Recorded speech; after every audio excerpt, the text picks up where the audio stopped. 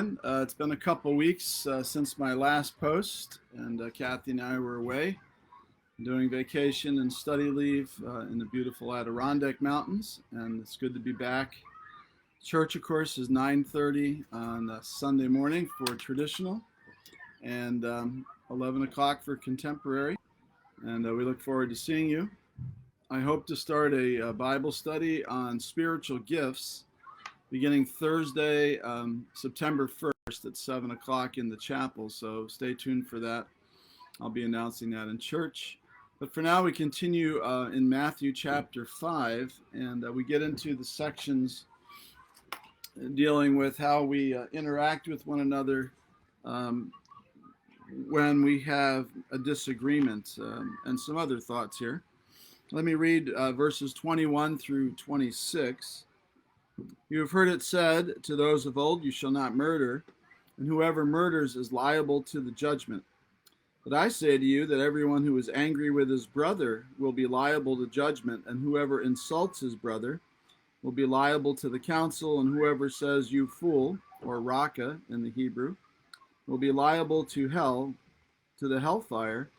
So if you are offering your gift at the altar, and remember that your brother has something against you, leave your gift before the altar and go. First be reconciled to your brother, and then come and offer your gift. Come to terms quickly with your accuser while you are going with him to court, lest your accuser hand you over to the judge, and the judge to the guard, and you be put in prison. Truly I say to you, you will never get out until you have lost your last penny, or paid the last penny. The word of the Lord. So this is the Sermon on the Mount, and Jesus, the subtitle here is anger. And you hear a lot about this, Jesus would basically say, if you are angry or hate someone in your heart, it's like you've already committed murder, even though you actually haven't done it. Or if you lust after someone, you've already committed adultery in your heart.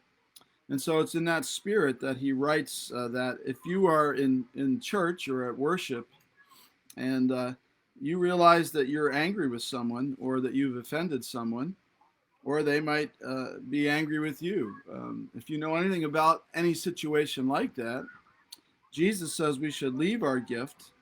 In other words, leave worship, leave the altar, and go and make things right, and then come back and worship. He talks a little bit about this also in chapter 18, so I think in context here we should look at that as well. Chapter 18, if your brother sins against you, verse 15, go and tell him his fault between you and him alone. So now it's if you've been offended or someone has sinned against you, go and talk to them. If he listens, you have gained your brother. But if he does not listen, take one or two others along, that every charge may be established by the evidence of 2 or 3 witnesses. If they refuse to listen, tell it to the church. If he refuses to listen to the church, let him be as a Gentile and a tax collector, and so on. So we see some processes here. Sometimes people will read a passage like this, and the question is, well, what if I go to someone and they refuse to talk? Or I still have this feeling of I want to make things right, but I'm not allowed to. I think the spirit of this passage and of chapter 18 is that we do our best to do our part to make things right between ourselves and others.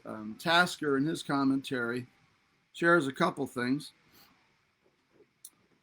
Some of it's strong. He says, if a Christian harbors thoughts of hatred and gives way to explosive expressions of anger, they are in a dangerous condition.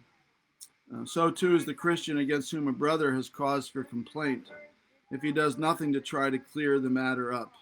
So again, the idea is that we should do all that we can to honor God, not with our offering at the altar, so to speak, but honor God in our hearts, and by being willing to reach out to those that are offended or that have offended us, and try to make it right as quickly as possible. So I hope you're reading through Matthew 5. We'll be continuing this journey now in the weeks ahead. And I look forward to seeing many of you Sunday. It's good to be back, and we look forward to seeing you. God bless you.